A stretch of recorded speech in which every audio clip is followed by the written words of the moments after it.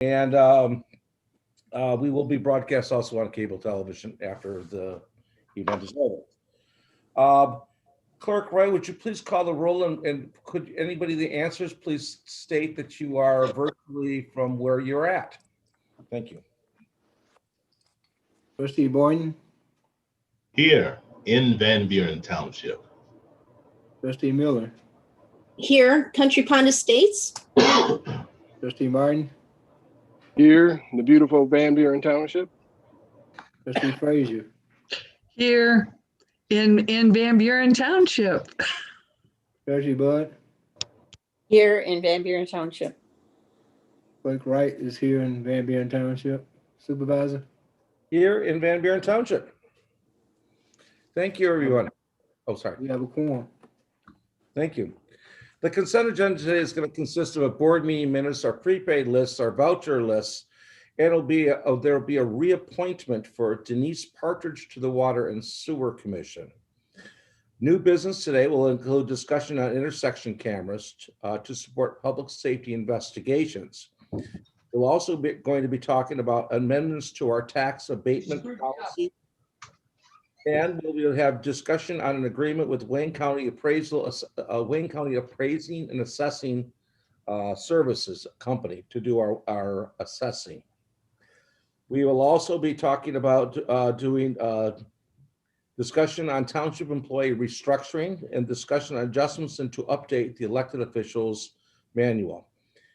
We will also have a final reading of an ordinance regarding the senior citizens and the allowable housing square footage within senior citizen homes. Moving on, we're going to the adoption of the agenda. Can I get a motion on the adopting agenda? Supervisor, I move that we accept the agenda as presented. Support. Support from Mr. Boynton? Okay. Next one, let's see.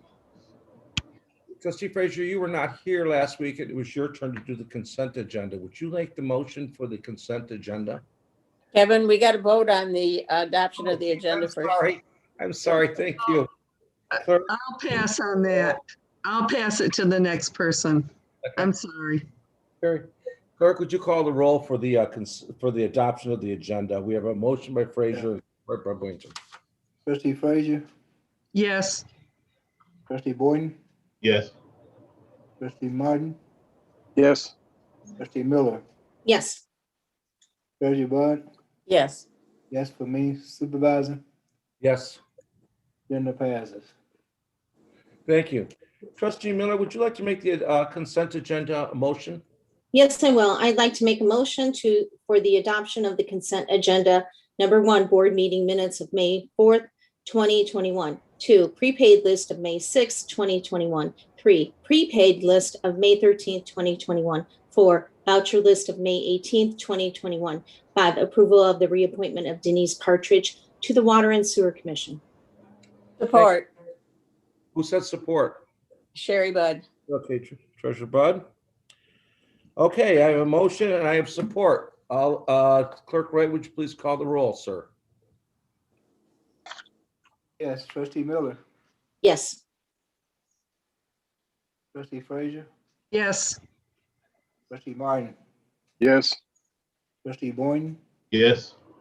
yes for me. Treasury Bud, Yes. Supervisor, Yes. motion passes.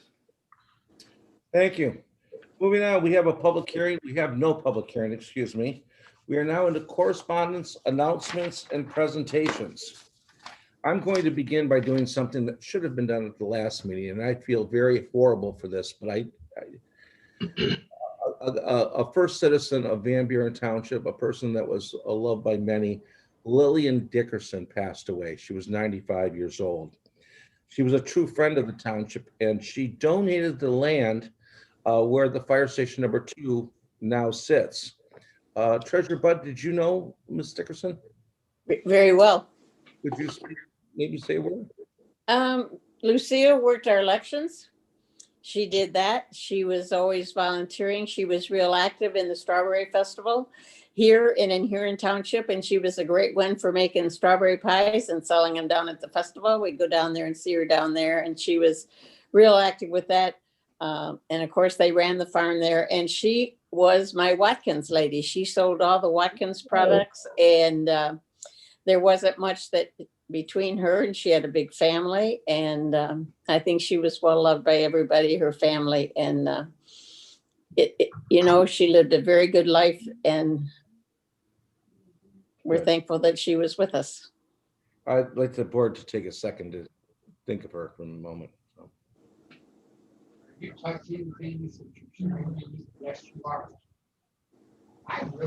Okay, we're moving on. Thank you, Lillian Dickerson. Thank you for the land. Wayne County vote today. I sent over to my board.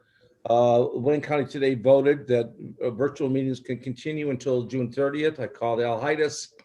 He tells me they're considering making that till December 31st, but at this point in time, June 30th is the new date for virtual meetings. I also told the board last week regarding communities of interest. They're rewriting the boundary lines around the state. And in June, we're going to go to them in theory, if the board makes its final vote in 2 weeks. We're going to go to them and ask that Belleville, Van Buren, and Sumter Township be put together into one legislative district. We've been constantly carved up. We've been knocked around on this. I have been in touch with Chief Robinson in Belleville. He's, and I'll get back with that. We also been in touch with Supervisor Bowman in Sumter. Supervisor Bowman is going to pass the same resolution that we're going to be putting forward in 2 weeks with his board. They want to do it. Belleville had the only meeting they had was yesterday, so they had to do it yesterday, and they did it. And you'll get yours in 2 weeks from now. So the Belleville board has already passed their resolution to be together. Together we're stronger. Let's see. What else do I have? The LDFA is planning to do a celebration for the 20th, 20th of the 9/11 attack. John Delaney is leading that up, and he's asked if anybody wants to help him out, give him a call. You can contact him through our office. I do want to say goodbye to Marty Ladd. Martin Ladd was our manager over field services for water and sewer. He is officially retired and moved to Florida, and I believe it happened on the same day. So we wish him a good retirement in Florida. We have other announcements. Dan and Jennifer Z, are you out there? But first, does the board have any announcements? Okay, Dan, take it over. Sure. So mine will just be brief, and I just wanted to mention that the second quarter edition of the Van Buren Today magazine is hitting households this week, direct mail. I want to thank Ramon and Lenore Razzo, who are on the cover. And you can see by the theme, vaccinations, and we are in full support of our population getting vaccinated so we can get back to normal. And I want to thank the communications for producing another quality edition, which has our water report published in this edition as well. So I just want to thank Ramon and Lenore Razzo and all the folks that we were able to capture in this magazine. I will turn it over to Gen Z right now. Hi there. So I have an update for the Belleville Lake Fest. And I'm going to read through real quickly the schedule of events. This can be found at their website, BellevilleAreaChamber.org. So everything starts off, and the festival goes from Friday, June 25th through Sunday, June 27th. All of these activities are listed on the website. From 4 to 9, Friday, June 5th, there'll be food trucks at 4th Square. And then the chamber is doing a 0.01K run. Can you guys handle that? I think I can handle that one. Wait, so I say 0.01? Yes, a 0.01 run. It's really a pub crawl. Okay, so pub crawl. And you can register for that at the Belleville website. All right. There's also at 6 p.m. a ski show at Horizon Park in the water, put on by the Belleville Ski Club.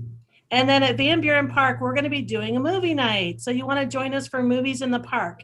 coming soon, you will find some details on our website. We would love you to register. It's a free event, but we want to capture some information, be able to get your information so we can let you know about future events. And we're going to be showing Finding Nemo. It's going to be a lot of fun. We will have the food trucks will move over to Van Buren Park for that. We'll do some activities. I know things are getting better in our society, but we're still going to be practicing some physical distancing. So we'll be able to distance families and still have a lot of fun out there. And then at 7 o'clock, if the movie isn't your thing, you can stay downtown Belleville for the Dan Rafferty Band at the Jack Demmer stage at 4th Square. Now, Saturday, lots more activities happening on the 26th. At 8 a.m., there's a 5K run if the 0.01K wasn't quite long enough for you. And you can register on the Belleville area website.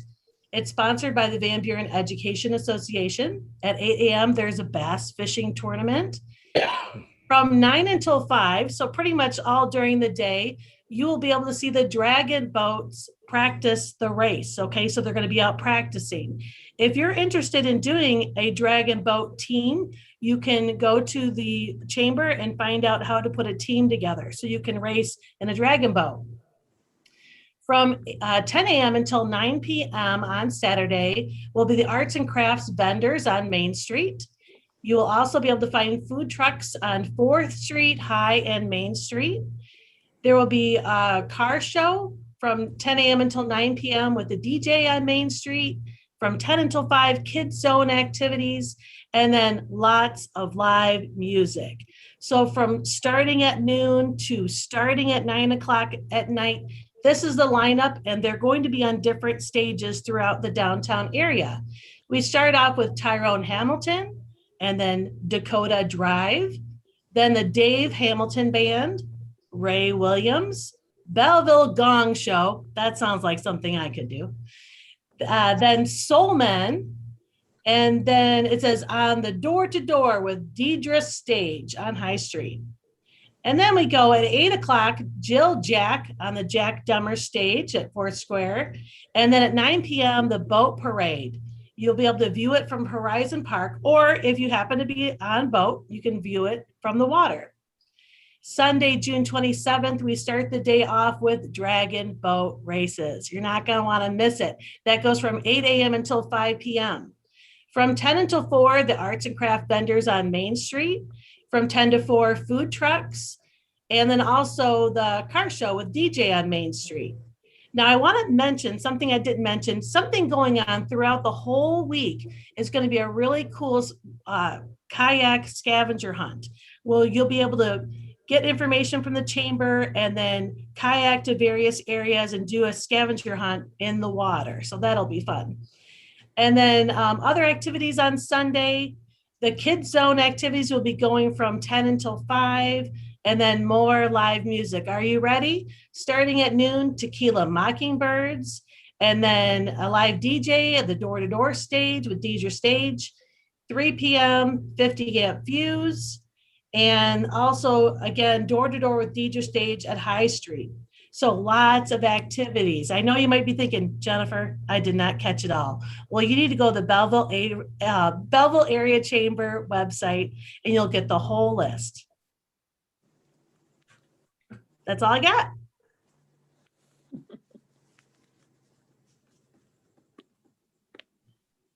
I don't know if Dan has anything else. Last call for any more announcements from the board. Thank you. Hearing none, we're going into public comment, and this is where anybody that's in the chat room that wants to speak is allowed to. It's supposed to be on an issue that's happening today, but we're pretty loose about that right now. So does anybody wish to speak that is in the chat or area?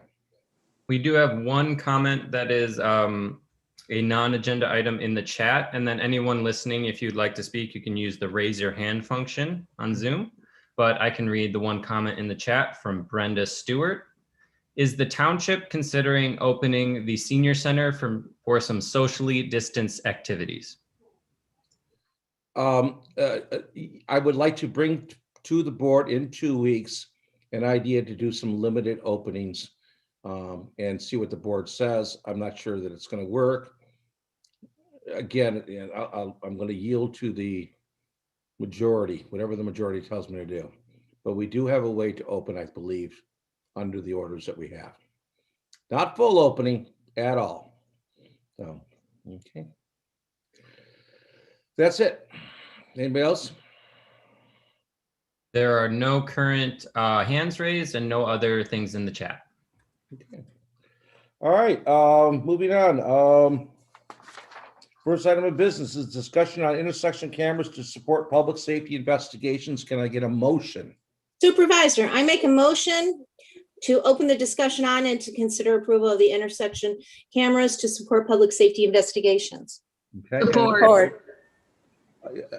I got Bud, I think, first. I'm pretty sure. All right. Yeah. So, all right. So what's happening here? All right. 2 years ago, and I'm going to use the word Yahoo, and because ironically, that's what the chief of Belleville is starting to call them, Yahoos. Some Yahoo came into our town, shot some people, did a drive-by shooting, and headed for the freeway and got away. Continue down the road, and we had some other issues where people just ran to the freeways and got away. We knew the kind of car they had. We knew what time they were here. COVID hit. A lot of the crime went, sub-zero. There wasn't very much of it. Came back and we had another drive.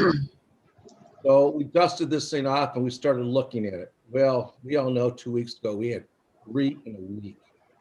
2 here and 1 in Belleville. Got the guy in Belleville because that Yahoo doesn't realize that you can't drive 50 miles an hour through Belleville. You got to drive pretty slow. So they got the chance to see his license plate. But it's the same story every time. And sometimes it's horrible. The guy sat there for 15 minutes in a beautiful subdivision on the south side of Van Buren Township and waited in front of a $350,000 house with workers working on it and waited for 20 minutes until some girl came in and put 7 bullets through her car. Ironically, didn't hit her, then took off for the freeway. We had a half a dozen witnesses. We knew it was 11:43 in the morning. We knew it was a silver Cadillac. We couldn't catch him. That guy came in and did it again 2 weeks later. We had another guy do it about 3 o'clock in the afternoon. Tons of witnesses. Everybody saw him do it. Everybody saw him take off of the freeway. Another one took off down Ecorse Road. Another one took off down Belleville Road. We saw them all. We had the time, but we didn't see the plate. Now, the one in Belleville, we did see the plate. Those cops were waiting for him when he got home. So London does this, and I hate to say that we should be like London, but we were blessed with 4 beautiful freeway entrances. And that blessing is also a curse because it lets people get away with crap in our town that we shouldn't be allowing happen. And before we allow ourselves to start getting that kind of a reputation, which we do not have right now, I personally am putting forward this thing that basically turns us into London and let people know that you come into our town, we know you're here. We got your plate. So that's my segue into the presentation. All right. So to start the presentation, I am going to go back to, we did miss a public comment on this particular agenda item for Mr. Stephen Darko. So it's okay, Ryan, nobody bats 1,000. So I'm going to start off by reading Mr. Darko's public comment on this item. I think that the intersection cameras are an excellent investment and frankly can't come soon enough. A lot of the riffraff in the township seems to come from other communities. So this will hopefully make people think twice before coming here to misbehave. Out of curiosity, is the license plate reader system able to actively search databases for reported plates on its own and then notify the authorities? Or is it more of a manual surveillance system? So thank you for your comment, Mr. Darko, and we will address that later in this presentation. So I'm just going to start off by kind of mentioning some of the points that Supervisor McNamara made. As he mentioned, this is a discussion item only, and the idea of camming different entry and exit points at main intersections have been something we've been mulling over for quite some time. This would be a proactive measure that would add an extra tool to the police department to support public safety investigations by identifying suspect vehicles and crime scenes. It would not be a silver bullet to solve all major crime, but it would be an additional investigative tool and a major deterrence. We take public safety in our town very seriously. Using modern technology is a trend that many communities are starting to utilize. Hartford, Atlanta, and New Orleans, Sacramento Regional Transit Authority, just to name a few.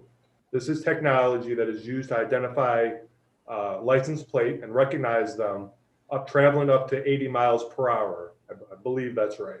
Our vendors are available online, so they'll be able to answer more questions in their presentation. The quote that was provided in your packet is just a reference point to give a bigger picture of this technology and the cost to add to this conceptual discussion. Joining us today to give a short presentation is Paige Reed and Kevin Taylor from Access that will discuss municipal surveillance trends.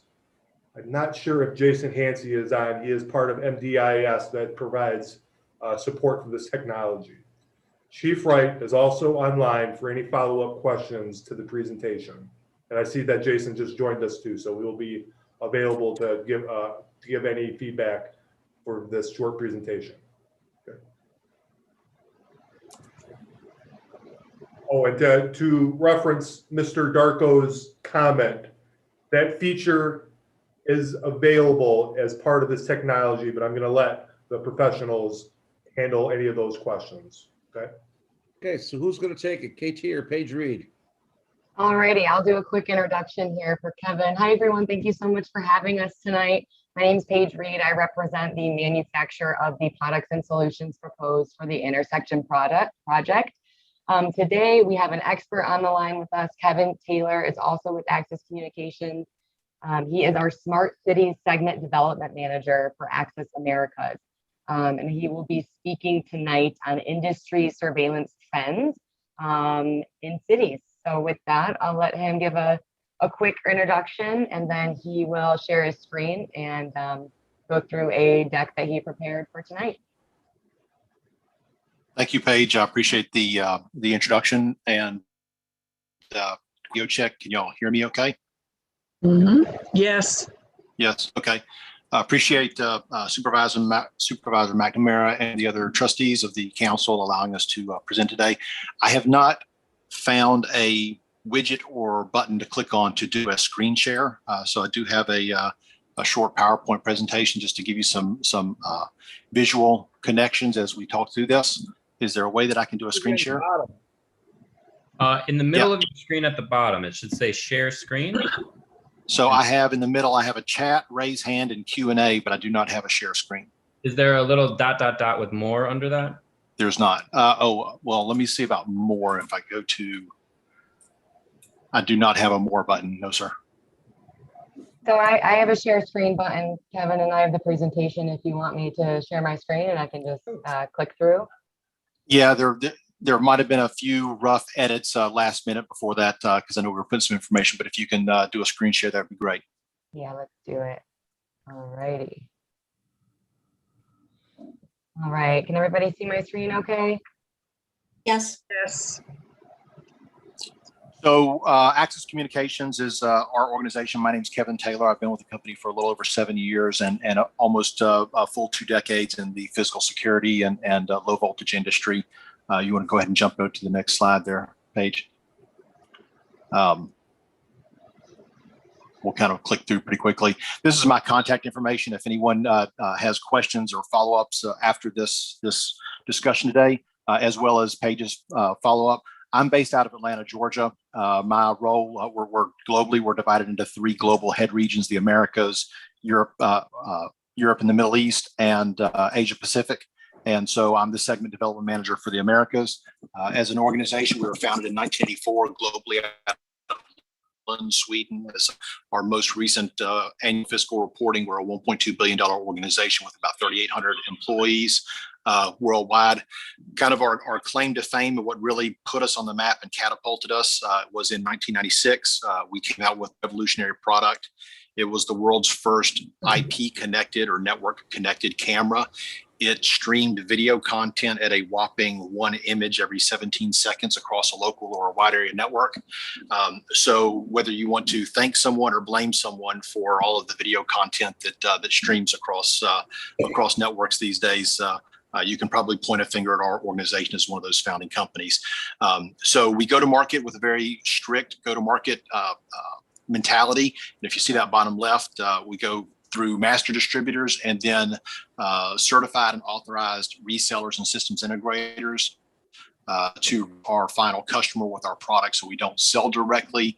All of our product requires professional installation and services in order to put products or put solutions together.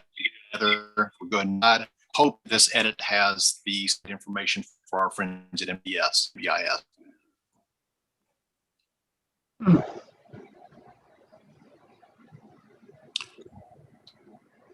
I do not.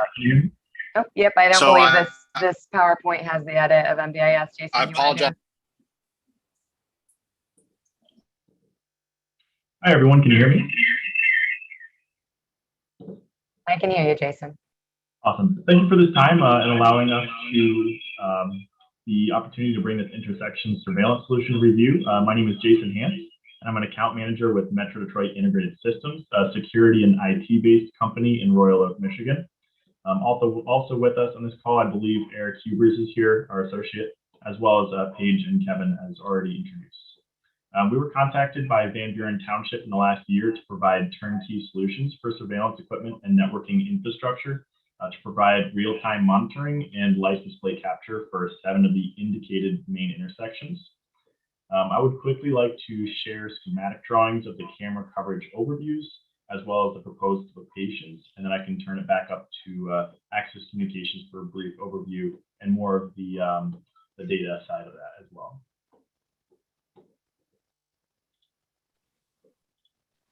Paige, can I share my screen, please? Yep.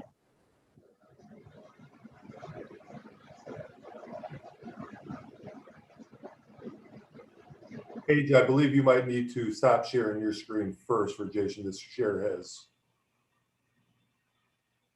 All right, let's see here.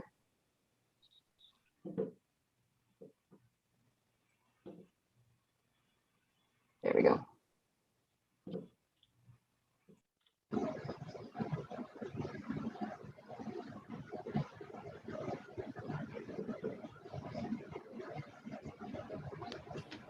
Okay, perfect. Can you see my screen here?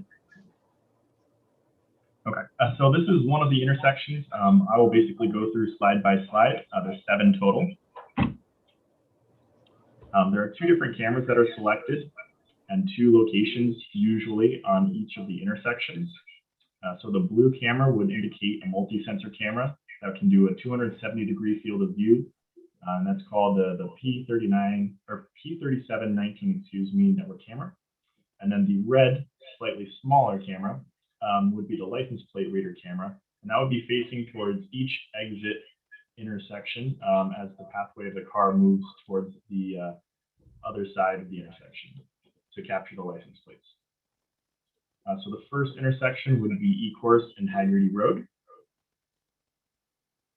The second intersection with just 1 pole here for this location would be Belleville Road and Van Buren Road. The third would be Haggerty Road and the South Interstate 94 Service Drive. The fourth would be Haggerty Road and North Interstate 94. The fifth would be North Interstate 94 Service Drive and Belleville Road. The sixth would be South Interstate 94 Service Drive and Belleville Road. The 7th and final intersection would be Rawsonville Road and South Grove Street. These are the intersections that were indicated during the walkthrough and some of the discussion phase. And we were basically indicated that these sections would be kind of so more of the main intersections that would need to be covered for the license plate recognition. Anyways, I'll turn it over to Access Communications here. If there's any further questions, my contact information will also be in the PowerPoint that will be shared. All righty. Okay, so Paige, or KT, do you guys have a slide that shows how this thing looks, how it grabs those license plates? We do not currently have the software up and running on the machines we're working off of today, but we're happy to prepare that for another meeting. I apologize.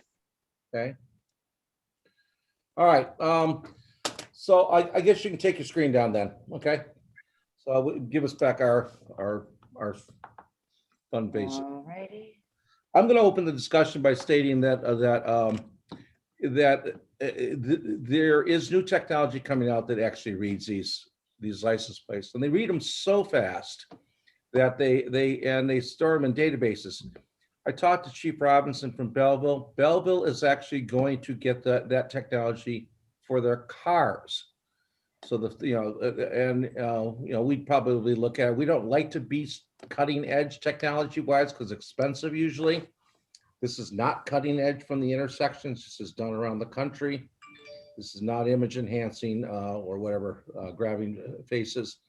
And it does, and you could actually have it linked with a database, I am told. KT, can you come on? Are you the data guy? You're still muted, KT. Sorry about that. I apologize. So yeah, the database that you're referencing is called an NCIC, which is the National Crime Information Center, I believe is what NCIC stands for. So what you would want a system to do would be to cross-reference plate reads to that NCIC hot list. And there are different lists within the NCIC structure. So I've not talked in depth with MDIS to understand how they're specifically putting together this overall solution. But there are a lot of options here. We have multiple what we call ecosystem partners, which are essentially other vendors that we work with that would perform the plate read potentially through an analytic on board our camera, or we could stream the live video to a server where analytics could be performed on a more powerful processor somewhere. And we have partners that do it both ways. I think the most recent case study that we have on LPR was with a company called Recor that was in the city of Ogden, Utah, and they had a lot of success with this. They had some fairly high-level criminals and nefarious actors that were caught within, I want to say, within days of the system being deployed and installed. So there's a lot that we can do. It just depends on the overall structure. We might want to pull MDIS back into the conversation to understand how specifically they were architecting this solution. Funny you should mention Ogden. A friend of mine just moved there. He said he says in the top 5 as nicest places in the United States to live. I have not been out there personally, but I met the team at Ogden. They came by our booth at the oh my goodness. That's okay. You're breaking up. And then they, yeah, I'm sorry. The Chiefs of Police Association trade show, and they stopped by the booth for probably an hour the first day and came back with about 12 people the second day and spent probably about 2.5 hours with us. They were a fantastic group to work with. So, Jason, do you have to say anything before I open up to the board? Because they're going to have to discuss this. Chief Wright, I think he's talking to you, but very quickly, I'm going to give, because Access did share with me one of the promo videos that I think that would be helpful. It will just give a very quick 1-minute kind of demonstration of one of the things. So if I can share my screen properly, really quick. Good. Thank you. Okay. There you go. Good.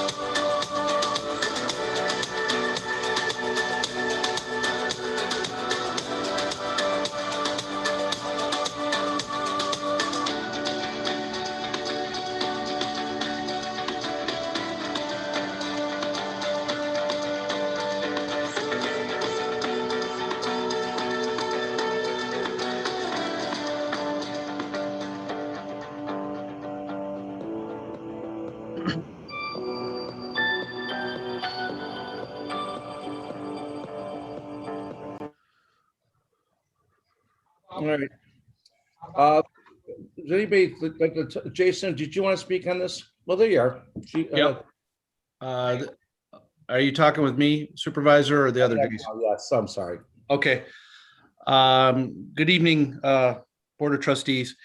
What I can tell you is we use video every single day that we investigate things. I mean, anytime we have an incident that occurs in town on private property that has video, which is most of our retail stores, we go to it. So this would be no different. It'd just be another avenue for us to go to try to capture it. Now, the difference is the video that this company provides is outstanding clarity, as you could see. And the clarity and maybe even the positions in some of our retail stores, sometimes it's difficult. There's some of the stores have older equipment. The resolution on the picture doesn't help us identify. That would not be the story or the case with this particular type of product. So I just wanted to let you know that how often we use video. It's all the time, almost everything we do, because video surrounds us anyways. So I just wanted to share that. All right. Anybody in the board would like to speak on this? Through the chair. Trustee Miller?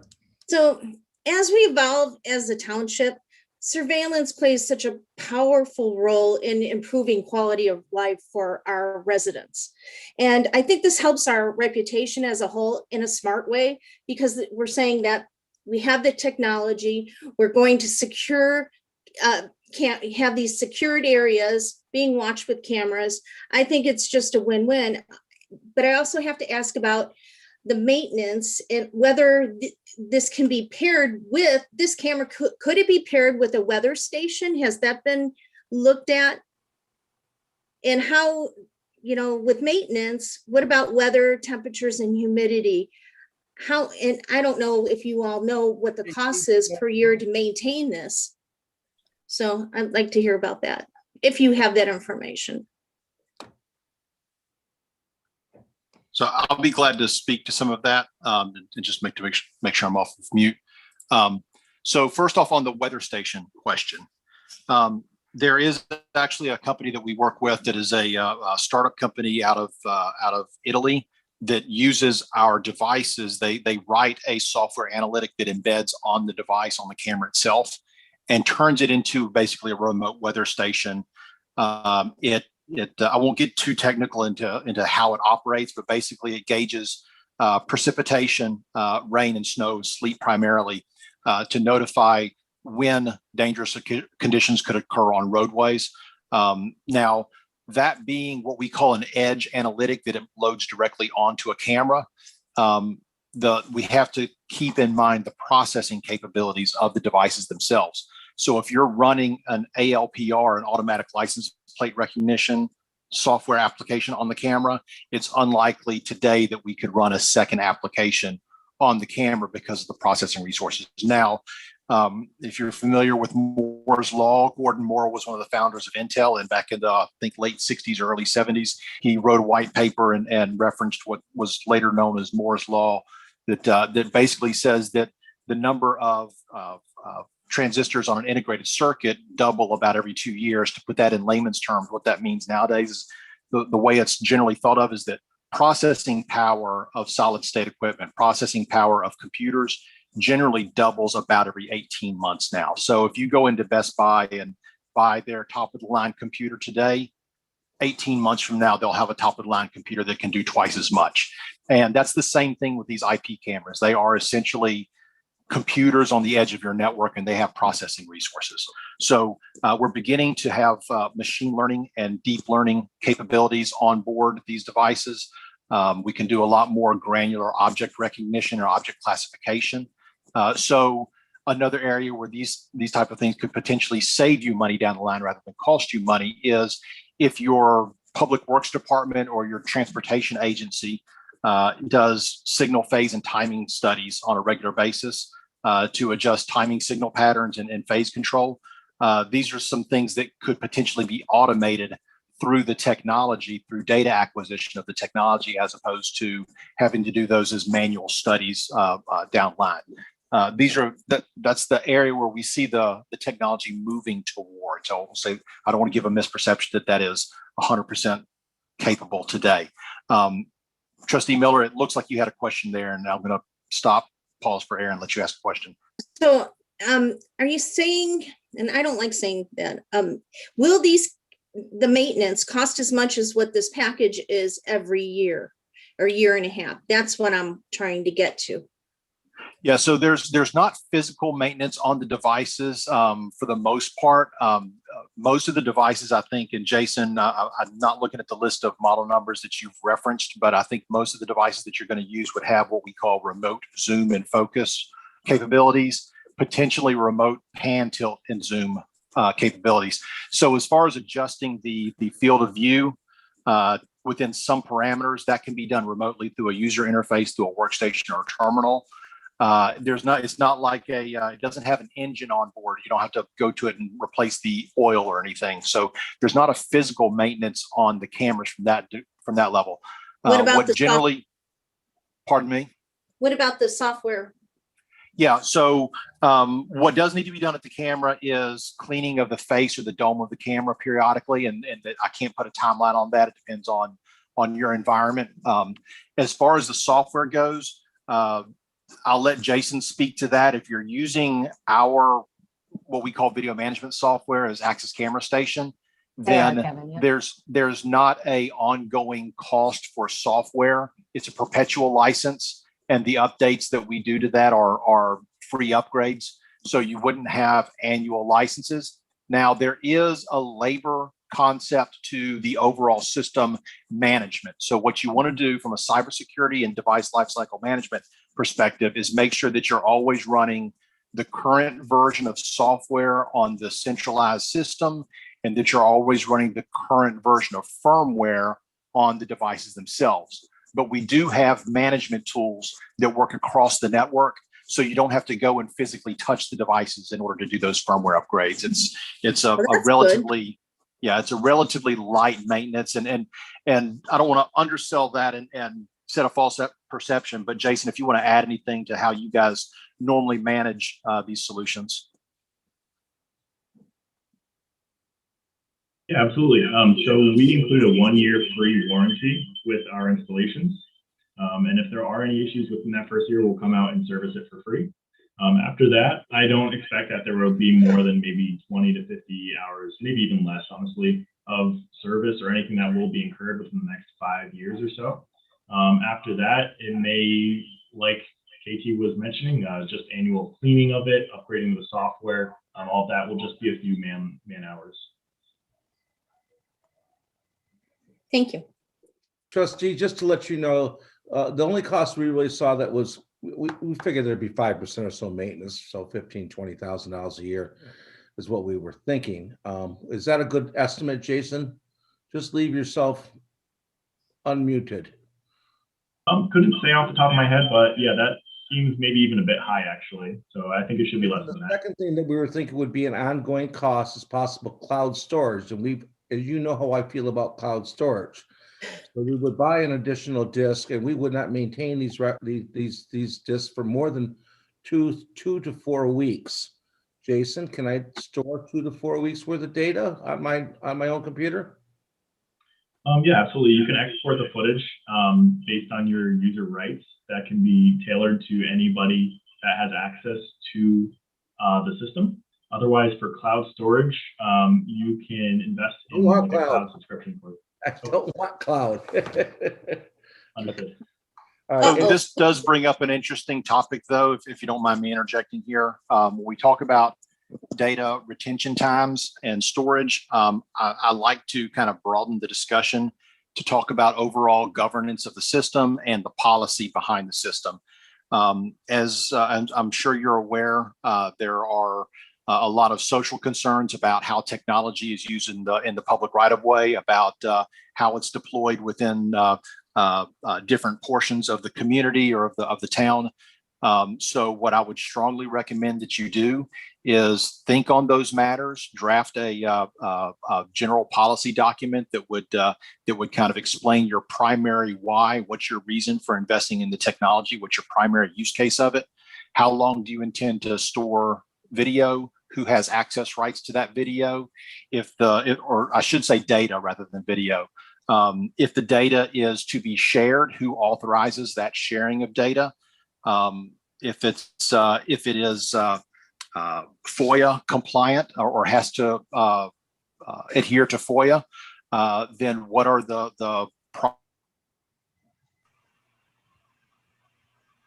Okay, so Mr. Taylor froze real quick, but while he did freeze, I'm going to jump in real quick and let we have a processes that you 30-day take? policy. So it would not be a 30-day retention policy That's for right. cameras and public safety of things that are recorded. Is that right, Chief Wright? So it wouldn't be a compounding storage data circumstance. We would be retaining, it would be my advice based on the retention rules in the state of Michigan, that we would maintain that video for 30 days. And then if it would just overwrite is kind of what we've been talking about. So we would have up to 30 days. And the point of it would be is if we had an incident, we would know and we would go right to the video right away, search the rough between the times and see if we had any, evidentiary value to any of the data that's collected. And if there is, then we make copies of it and retain it. And if there is not, then we just don't have it. And the video gets overwritten. That way we're not holding a tremendous amount of video data that is just unnecessary. We've gone down that road and we've thought that through. Yep. I have a sample policy document from another city. I'll refrain on saying publicly what city it is, but I've shared it with my colleague Paige, and she can share it with the council members as appropriate. So, Thank you. Does anybody else want to speak on this? Mr. Through the Martin? chair, Thank you. Trustee. I have a question. Are these cameras motion triggered? They're So triggered they by the motion can- of the vehicle? that they can be, and one of the general reasons that cameras for years were triggered by motion in order to send video or begin a video stream or begin archiving was because the cost of storage was so high. It was just simply not cost efficient to try and retain all video data. The storage arrays had to be too large and the storage per gigabyte was too expensive.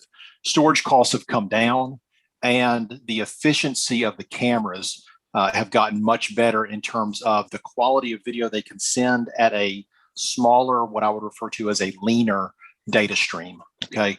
So that's not as pertinent or as necessary these days. Now, if you're connecting cameras via cellular networks, if you're using like LTE routers and a carrier to connect cameras, and the stream of that video is associated to a data plan, that can get very costly. So that's an area where we may want to look more at motion activated or motion triggered streaming or recording. But I'm going to assume that you've probably worked through some of those questions with Jason, and I'll pause, and if Jason wants to come off mute and mention anything else there about.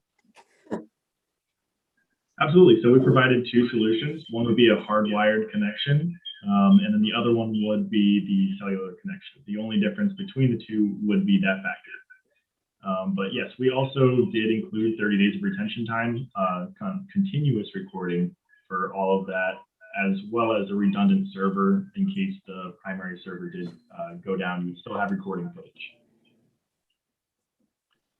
Any other So questions?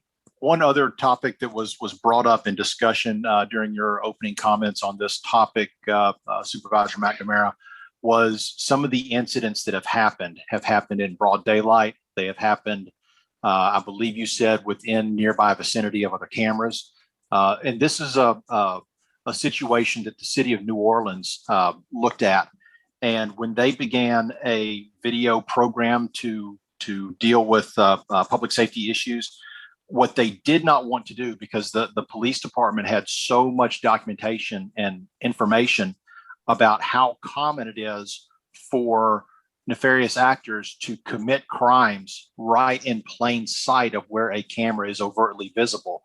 People do these things without regard to to whether there's a camera there. And sometimes they may just not think about it, or they may think that I will say that our industry overall does not have the greatest reputation because most of the cameras that people see are in convenience stores and quick serve restaurants and small retail environments. And a lot of times those buying decisions are made strictly on what's the least expensive device to buy.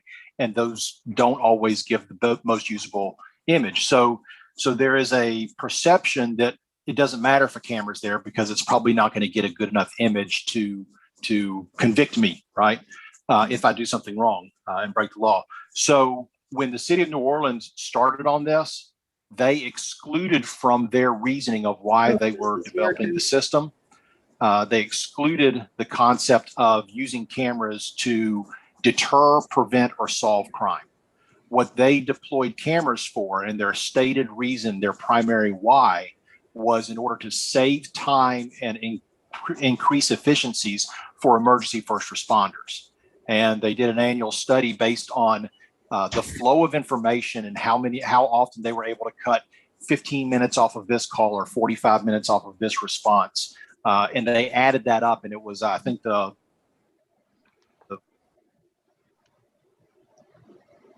You lost it again.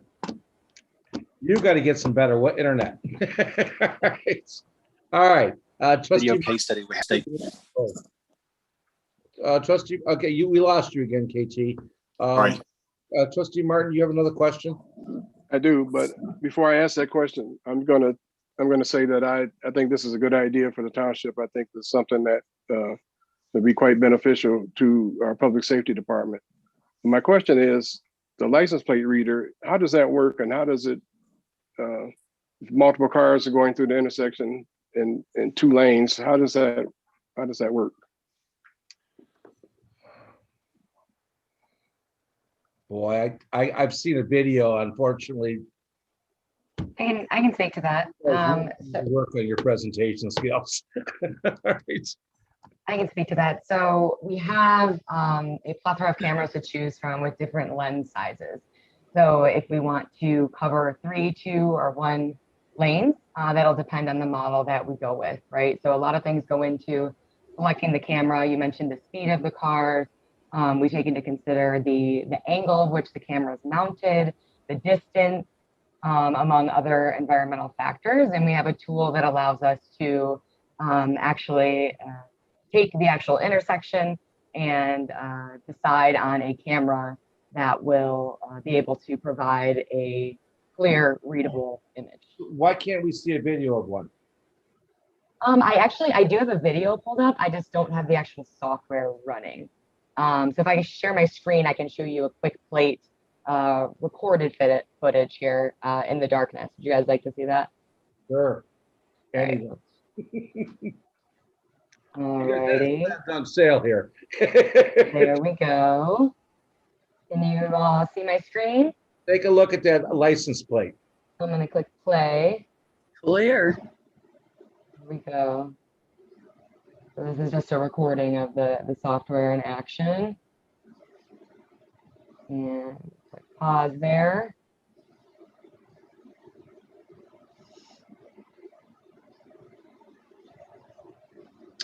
And again, NDIS will, come on site and tweak the camera, tweak the angle, the mounting area until we're able to get that readable, that clear image. Does that help? Yes, that does. Thank you. So the point of the matter is, this is really this is just a tool. It's not going to stop crime. But these shadows come into our town and they make a break for the freeway. They got to go buy one of these cameras. We are going to get them. We'll know within 30 seconds of when they're going to be hitting that freeway ramp. And it's not going to be a lot for the chief to say, go to 11:33 in 30 seconds. And let's see if we can find that white van. And Clerk Wright, are you raising your hand? And then Martin, are you done? Oh, sorry. I don't necessarily have a question.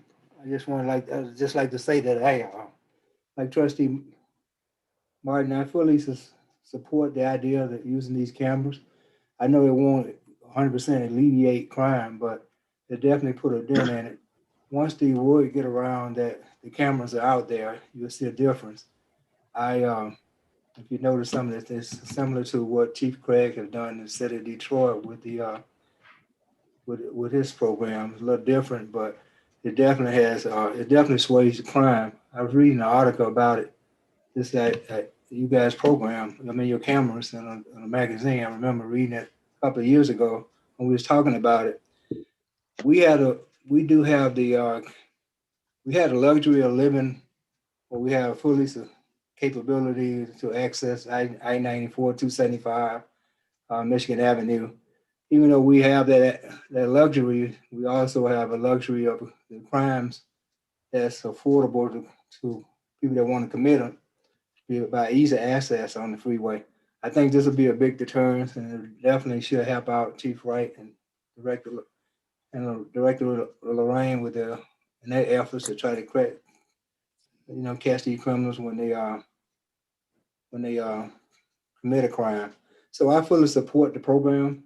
I think looking at the cameras, I think they seem to be very high quality. I like picking up the license plates, and the quality of it seems to be top notch. So I'd like to see the program go forward.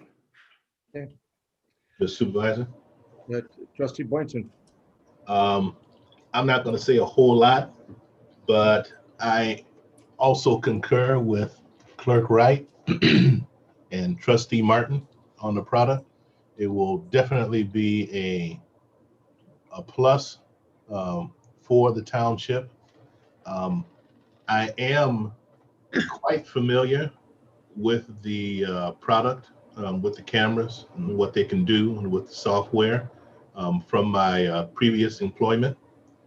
And I will say that it will be a definite bonus for Chief Wright and Director Lorraine.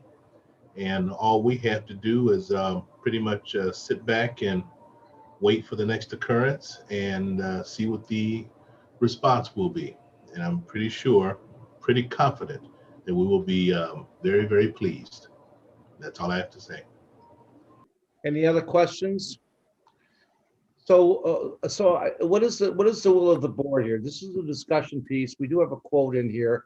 We could review the specs with the company and put it back out to bid and then come back. Would that be okay by the board?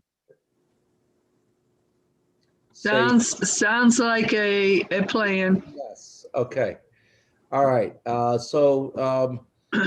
Paige, Jason, could you guys, one of you guys get in touch with Chief Wright or Dan Salmon in the next couple of days, and we'll start the process to take a look at what we've got here and what we want and what we don't want. Okay. Will do. Thank you, Supervisor. Thank you very much. Okay, let's keep on moving because we've got a little bit of a long day here. Item 2, discussion on to consider approval of amendments for new PA 198 tax abatements. Can I get a motion? Supervisor, I make a motion, we approve the abatements as presented. Or I heard a support of, was it Bud or Miller? Miller. Okay, so we haven't done a tax abatement. Actually, we did one tax abatement. We don't do tax abatements in Van Buren Township. But turns out if we don't do the tax abatement, state of Michigan will do the tax abatement. So a long time ago, a very wise board set up a point system. And the point system basically took care of all this stuff and decided how much of a tax abatement they got. Well, the last tax abatement we went out, I think it was Subaru. I looked at it and said, Jesus Christ, Detroit gets more than that. So, long story short, I called Mike Doug and I said, hey, we want to talk to your economic development guy. We want to see what we can do about this. And he hooked us up with Nick Corey. Nick Corey was the economic development guy that resurrected New Orleans, and then he came up to Detroit and he did a good job in Detroit. We got him 2 weeks before he retired. Dan Power and I met with him, and he talked about this wonderful plan of how to do it. The system is basically this. We give tax abatements because they're developing in our community, and They're hiring our contractors and they're providing jobs for our community. The fallacy there is that they're really not hiring our contractors, and half the time they're not hiring our workers. They're hiring whoever comes in the door, or in this case, usually whoever applies on the internet. So I'm going to give you the big picture. The big picture is this kind of forces them to do community development stuff for Van Buren Township. It forces them to move Van Buren residents to the front of the line for getting jobs, and this forces them to hopefully use some of our contractors. That's the big picture, and Dan is the god of the details, so I'm going to let him take it from here. Matt, take care. Thank you, Supervisor.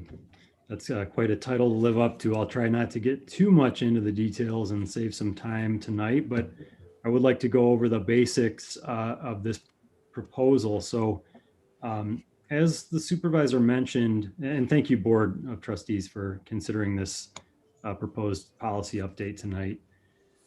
So as the supervisor mentioned, we, like communities throughout the state of Michigan, occasionally consider what are called Public Act 198 tax abatements. For what that allows for is exemptions from up to 50% of property taxes for qualifying companies for up to 12 years.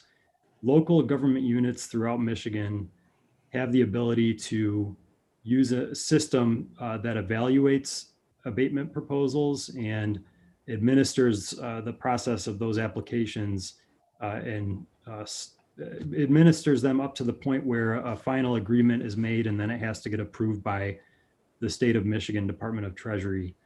The purpose of these abatements from the state law is that capital formation and investment in communities in Michigan. And this, the township's policy that reviews requests under that guise has included a application form, a checklist, a policy guide based on points, which the supervisor mentioned, and an agreement template. The basics of that proposal and the kind of the meat and potatoes of it is based on the number of jobs, the investment dollars in a community, the location of a company's headquarters, and there's a lot of weight given to companies that are either grown from within the township and also companies that relocate from outside of the state of Michigan into the township. And then also the prominence of manufacturing, research, and development jobs. So that's the spirit of the PA 198 tax abatement policy from the state of Michigan. And that's what most of the points in our system come from when the board considers applications for tax abatements. Those are what I call baseline points. The township updated with the leadership of the assessor's office, updated the township's tax abatement policy last in November of 2016. And that was based on some changes in the state law and a couple of acts, the PA 198, as well as the Public Act 328 of 1998 that speaks to personal property. They made some changes to reflect those laws and also to strengthen some language, and this is getting to the supervisor's point, about community benefits. So at that time, the board adopted some changes that refined some language about companies that will enhance their sites with whether it's good landscaping, good architectural practices, things that give a community benefit in terms of good design for a development project, which helps its relationship with the neighboring, with the township overall. In the last few months, as Supervisor McNamara said, we have tried to revisit this with shining a light on the concepts of, on the one hand, continuing this thought on good design practices for development, but also looking at hiring especially local talent from the township and recruiting and training local talent in both the construction of sites that get built that seek tax abatements, and also once they're actually operating businesses, having employees from the local area be part of that talent pool. And then we've also looked at in terms of having exceptional public participation in development.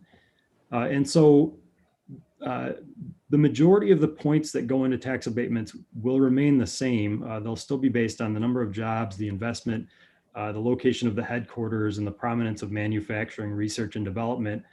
But what we're now requesting in this update is that companies that seek abatements must speak to one of these categories that we're referring to in terms of either hiring from the township, having good design practices, or having some improvement on the site that improves a company's relationship with its neighboring properties or in the area affected by the site. And that may be something like open space preservation or creative architectural design. And also the other option that they can speak to is exceptional public participation. And the board might remember that in late 2018, early 2019, you adopted a public participation plan. So there's ways that companies can go the extra mile and have additional public input as part of their development process. So the idea here is that now companies must do at least an action item related to one of these three additional categories: local talent, recruitment and training, design, or exceptional public participation. And now we're saying that these categories can count for up to 15 of the required points. So we're really trying to incentivize bringing those ideas into the fray as the board considers the points that are allocated. And the point system is advisory. Ultimately, the board can consider factors other than the point system with each application, but this really gives a blueprint to go off of that will allow the board to weigh heavily local talent, design, and public participation. The way that these things will be fortified and locked in will be through an agreement, and the township has an existing agreement template for tax abatements. We have made some edits to it to make sure that there's language in there that requires submittal of documentation about whether it's a copy of notices for a job fair or notices of contracts for hiring local contractors. If they're looking for those extra points, and again, these are not necessarily mandatory points, but if they're looking for those extra points that speak to those extra benefits, they have to provide documentation of those year after year for the life of their abatement. Additionally, in this policy update, there are some minor changes just to strengthen language related to the length of an abatement that's granted. If it's a company that's leasing, for example, the abatement cannot be granted for longer than the term of the lease. So we made some changes there and made some changes regarding the points of contact in the policy package. The packet that you have in front of you has the new proposed language highlighted, and that begins on page 74. And on page 101, the old language begins. So you see the new policy update and the previous or existing policy on page 74 and then page 101 respectively. So if it's helpful, I have one graphic that I can show you just briefly that explains how these points are assigned. I'll just show this one slide. If it didn't make sense earlier, I hope this helps to bring it home, just to show that there are still 90 or more points that will be awarded that will get a company up to 12 years of tax abatement. And there's actually 105 points total in the policy. But from the pool of other categories, local talent, design, or public participation, a company could have up to 15 from those other categories, and they must have something that speaks to one of those categories. And the board has the discretion to review all of those categories and review the specific proposal of each company that comes in. And I'm sure you will encourage, whether it's formalized in the point system or not, local hiring, good design, and good public participation. But this helps to emphasize the township's ideals, and we hope that it's a good policy update overall. And so I am glad to answer any questions about this proposed update.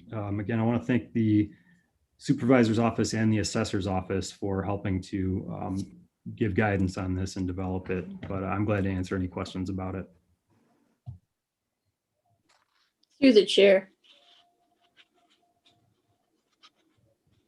Dan, will this still give us the opportunity to make it less than the 12 years?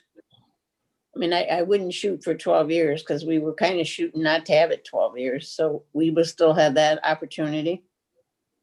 Yes, yes, you will. The points are still tiered based on the number of jobs, investment dollars, and then if there's a company that's leasing for less than 12 years, for example, that you couldn't grant something longer than the lease period. But yes, you still have discretion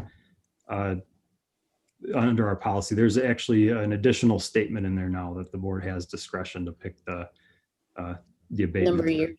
Okay, thank you.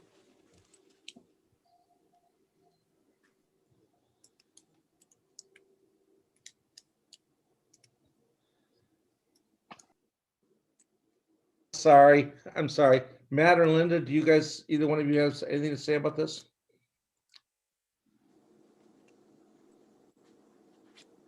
Actually, all I can say about it is that Dan Powers did most of the work behind this, and he did a tremendous job. And I feel that he was very precise in the things he was looking at and did a great job. And I appreciated all the work he put into it because it made it a little easier for me. So good. And through the chair, I'll just ask a question of Dan. My understanding of this policy is, as you presented it before to us, and as we work through it, is this is the guidance that allows us to compare these in a rational way, in a logical way, so that we can understand one abatement to another to compare the value. So this is a kind of a recommendation for what they should get, but the board still has discretion. So it allows us to kind of measure the value of the business and the benefits it brings, and also allows the applicant to do extra things if they so choose to kind of show that they really do care. Is that how this policy really is, as a guide to provide some guidance to the board? Yeah. I'm going to take it from here because I'm going to wrap it up. Got a long day ahead of us, but this is, like I said, Dan's spectacular at the detail, and Linda's great, and in a sense, almost impossible for me not to mention that this is one of our last meetings with Linda, but she's promised she's going to come back and say hi one more meeting. So, but to me, I'll give you an example. You're getting this. We were not rushing this, but we've been working on it for a long time. But we needed to make sure it was done before Ashley Capital starts moving people into their building. Got 1.5 million square feet. You got some major big people moving in, and Linda warns me that we need to have it done before then. And I listen to what Linda tells me to do. So we want to have this in place so that we can have job fairs with Van Buren residents, so that we can get some electrician contractors working in some of these things, where we can get some dirt guys working in some of these things. Maybe we can get some of these new corporations to actually adopt a playground at Parkwood. These are the kinds of things that we're going to ask them to do. And I have seen it happen, I want to say 100 times, but at least dozens of times, where in Detroit, they were able to do this same thing. And we have been copying their systems, and their systems work.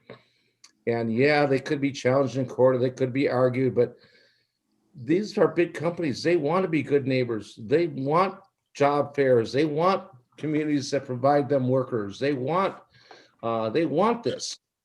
And we're just holding out our hands and offering it to them. Okay. So hearing any other discussion? Hearing none, clerk, could you call the roll?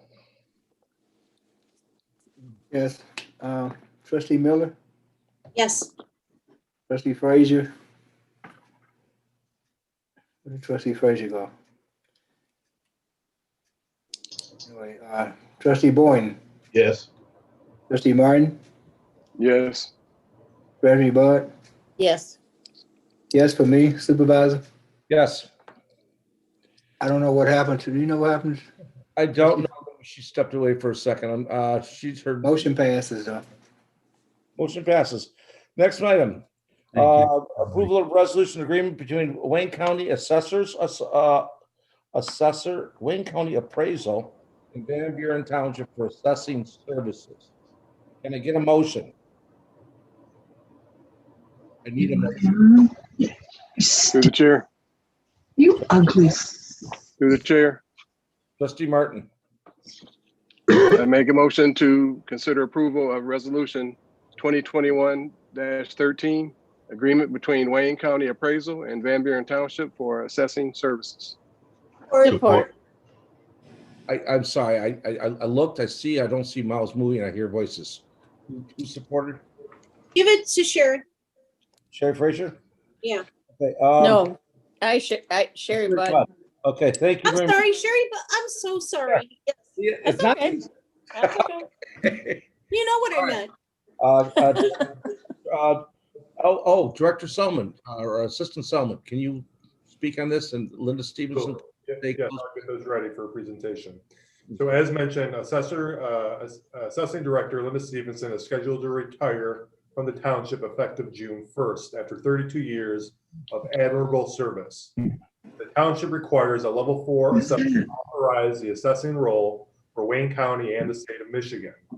A job posting for a level 4 assessor was posted from March 20th to April 18th from $80,000 to $83,232.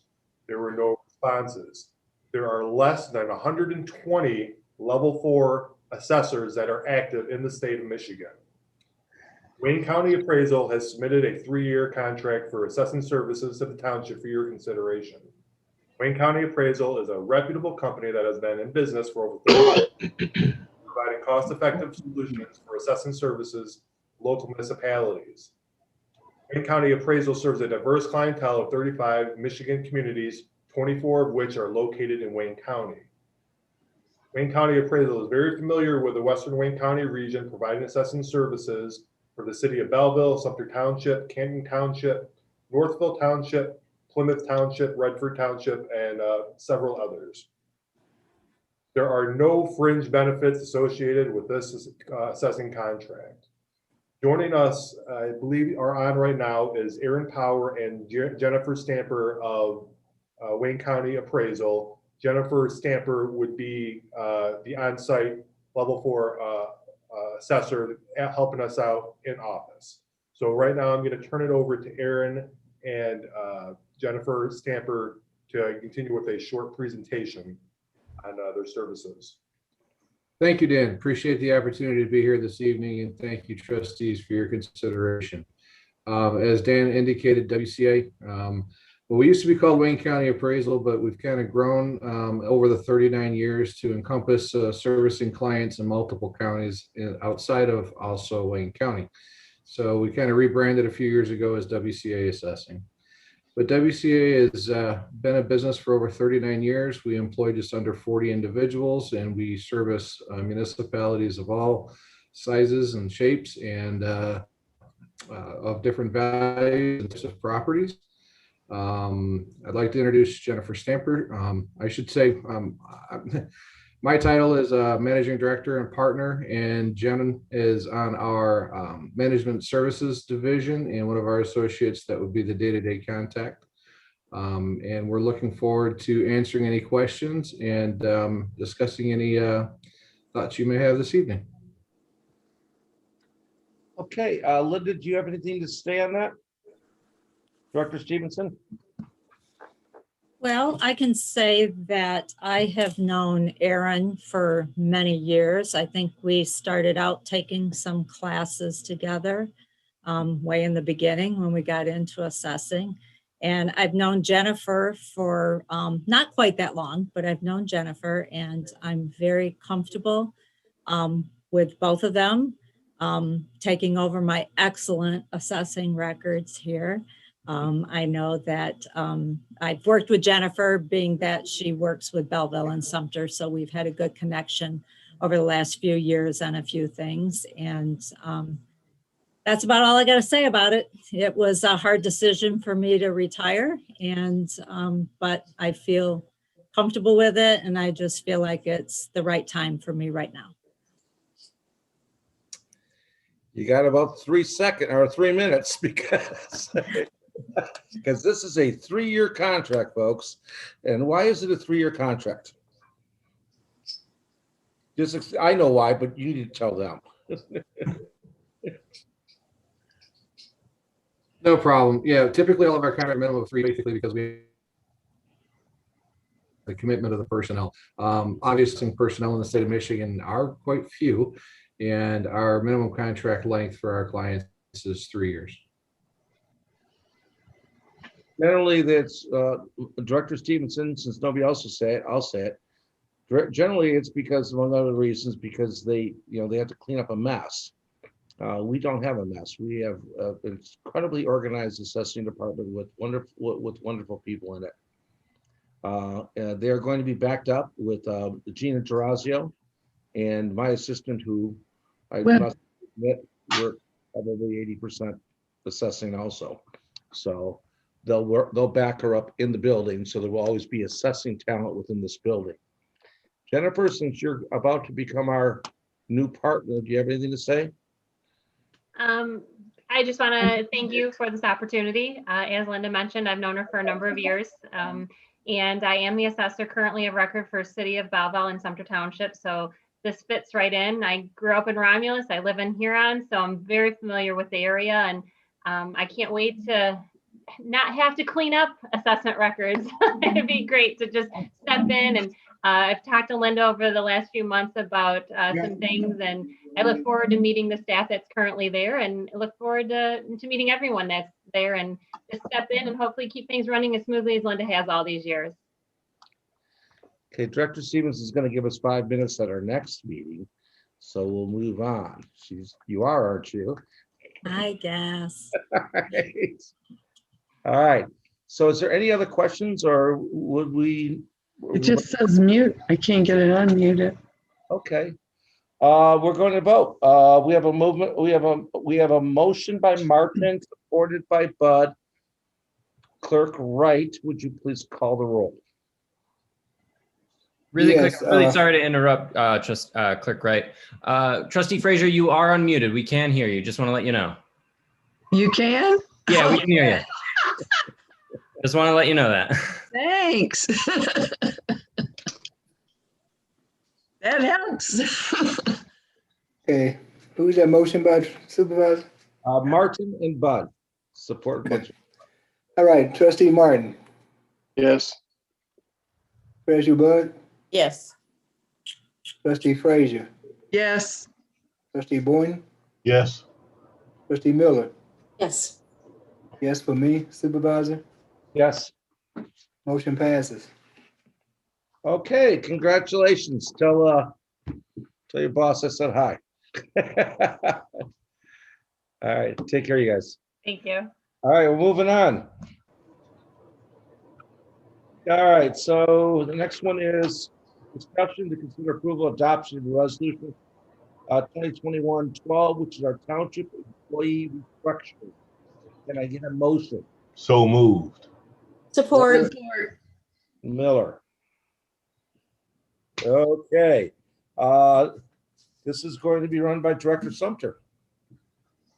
I'm gonna start it off just for her, just to give a little background. Sure. This year, as we've seen with the retirement of our assessing director, we've had an inordinate number of retirements in key personnel positions. We have a lot of lifers who work here, and because it's such a wonderful place to work and a fantastic community to serve. And we've had this year a Parks and Rec director retirement, water and sewer director retiring, the water and sewer superintendent, and our assessing director. As we've seen from our previous agenda item, we've had 0 responses for the posting position for the assessing director, and few for the water and sewer director and superintendent. We've come to find out that a lot of our salaries are not in line with market rates. Over the past several months, we've been doing a lot of succession planning and preparing for organizational changes for positions for a lot of activities coming to fruition later this year. The Recreation Center is a prime example. This has caused us to reevaluate our compensation organization-wide to see where we match up with current market rates. Also, based on previous board discussion during the budget process, There has been direction from the board of creating a more formalized process in which increases are given on an annual basis. Director Sumter has been reviewing rates from the Bureau of Labor Statistics, CWW salary survey comparisons, and she's been centering best practices from neighboring communities for compensation increases, and has reviewed a compensation study that was done by Plant Moran.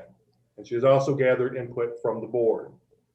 Director Sumter will take over now and be presenting reorganizational actions, some position changes, and some market rate adjustments for your consideration.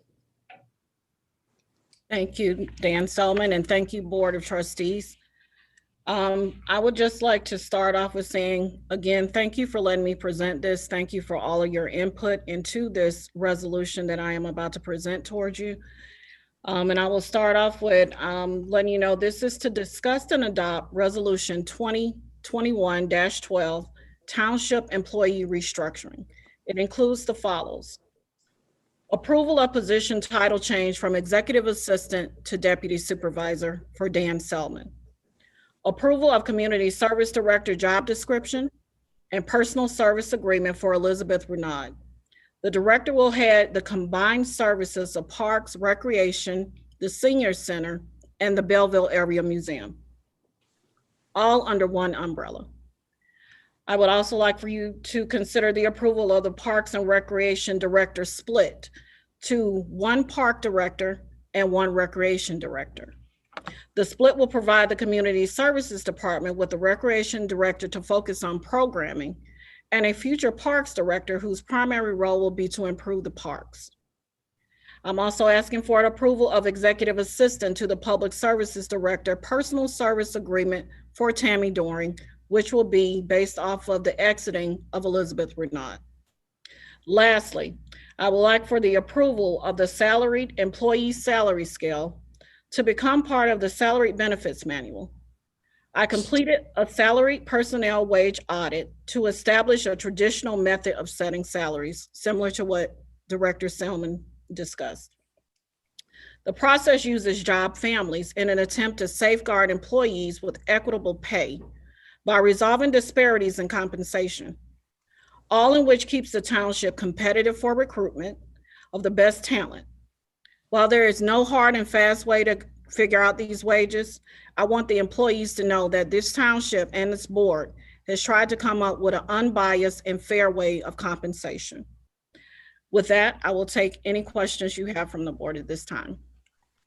Basically, ultimately, we hope that this plan will form the bedrock upon which we can continue to grow into a premier community. This is the foundation for it. So, any questions? And we're beginning with Boynton and Miller.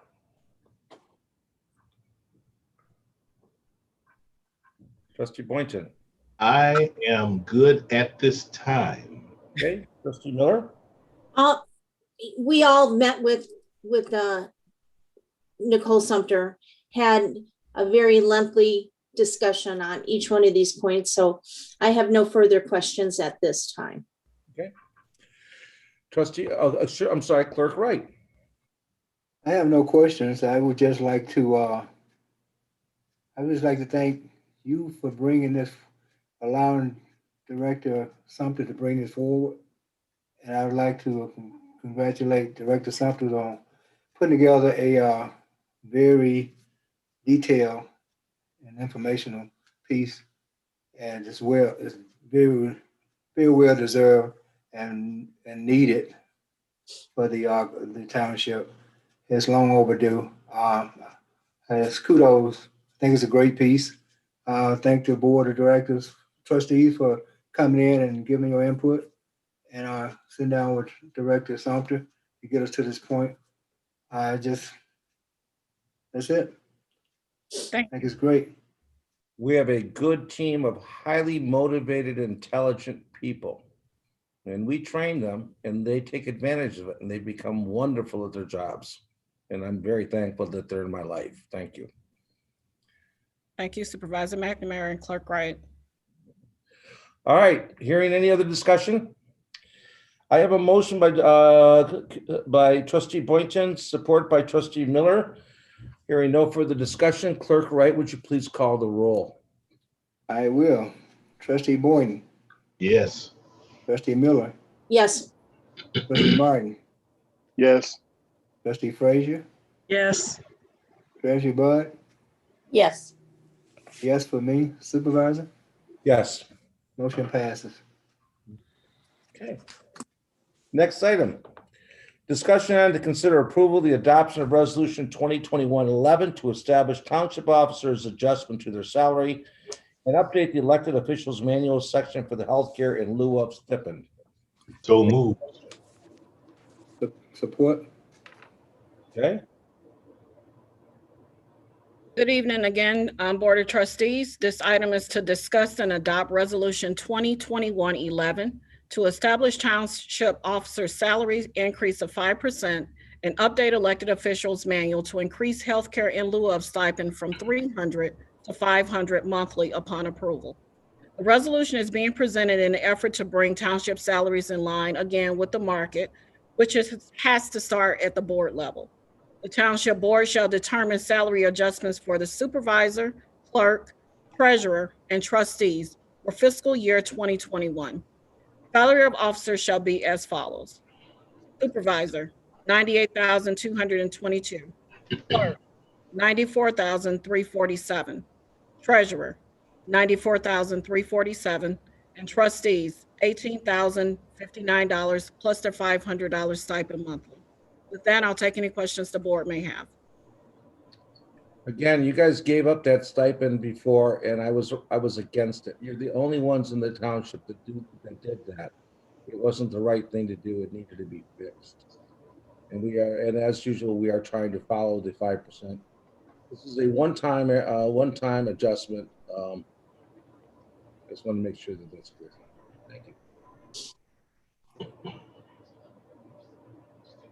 Any other questions? Okay. No, I don't. I don't have any questions. Just once again, thank you, Nicole, for all that you did on this project and the other one, and we appreciate all you do. Thank you, Treasurer Bud. I missed to approve that. I heard right support, but who made the motion?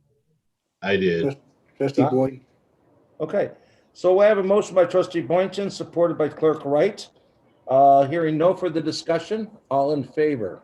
Excuse me. Oh, I got to call a roll. Yeah. Trustee Boyden. Yes. Yes for me. Trustee Miller. Yes. Trustee Frazier. Yes. Trustee Martin. Yes. Treasurer Bud. Yes. Supervisor. Yes. Motion passes. Okay, thank you very much. Next item is number 6, discussion on to consider approval of the second reading. The second reading must be completely read out. Who would like to make this motion? I'll make this motion. All right. Again, I had to beat you to the point. I'll second it. I like to consider the approval of first and second reading of ordinance 05-04-21 to update section 5.143 of Van Buren Township zoning ordinance to clarify required minimum usage floor area per dwelling unit in independent senior housing development and to allow additional signage in senior housing development. Support. Thank you. We could speak to this again, Director Power, but we don't need to speak to it on a long period because we've actually already been doing this. A very short one. Director Power? Okay, so basically what we had is we agreed to use common areas to help equate some of the square footage in a senior living facility. We've already done that on the Belleville Road one, and Director Power used it, copied it off of many of the communities around us, including Canton. Is that about right, Director Power? I can hear you. So that sounds. Director Power? You're like muffled. Looks like your microphone's got a sock on it. Can you hear me now? It's like you're underwater. Is there something? Shake your computer. Hey, Director Power, you might change your mic from the one you have to a different one and then change it back. That might help you out, or you might have to, leave or rejoin the meeting. But those are the solutions I can think of off the top of my head. Or Kevin could take over. I think we've summed it up. I think that's pretty much the gist of this entire thing. We have our Planning Commission guru, Treasurer Bud. Whose mic is off. We can make this simple. Sherry, you got any issues with this? Yeah, probably not much more than we've seen. We've talked about it. We've made the necessary adjustments the way that it's been requested. And it's just to help the senior housing along the way. Okay. Through the chair. There we go. Okay. There you are, Dan. Thank you. I guess I'll just come in with a punchline at this point. I think it's been summarized quite well. I will say, just regarding the comparison communities, they all use different ways of evaluating floor area and senior housing developments. A lot of communities use a flexible way to evaluate what the minimum requirement should be. We in the township took the approach that we can credit, or I don't know if credit is the right word, but the minimum floor area for a single bedroom senior housing unit of 650 and a 2-bedroom unit of 850. In aggregate, some of that can be pulled from common rooms in the development. So up to 10% of the required minimum floor area in a senior housing development can come from common rooms. And that complements well the rest of our ordinance standards for senior housing, because we do have a fairly high minimum floor dwelling area requirement relative to some communities, and we recognize that seniors are likely to use some of those common spaces. So that was the big change, and then there's another change just to allow some additional monument signage for senior housing projects that are in, especially the commercial zoning districts, where originally the signs were limited like they are in residential. We wanted to make sure that was a little bit more fair and give the senior housing projects larger monument signs that are more visible. And so I think with that and the other comments that were made, I think you have a pretty good understanding of this ordinance. Okay. All right. I think that's it. We have a motion by Clerk Wright. We have a support by Trustee Miller. Second reading, roll call, please, to make the law. Right. Yes for me, Trustee Miller. Yes. Trustee Frazier. Yes. Trustee Martin. Yes. Trustee Boyne. Yes. Treasurer Bud. Yes. Supervisor. Yes. Motion passes. Thank you. We are now into public comment for non-agenda items. Anybody in the public that wishes to speak on any issue is welcome to speak. Moderator, take it over. We have no virtual hands raised and nothing in the chat at this time. Okay, all right. Board comments on non-agenda items. Is there anybody from the board that wishes to comment on anything?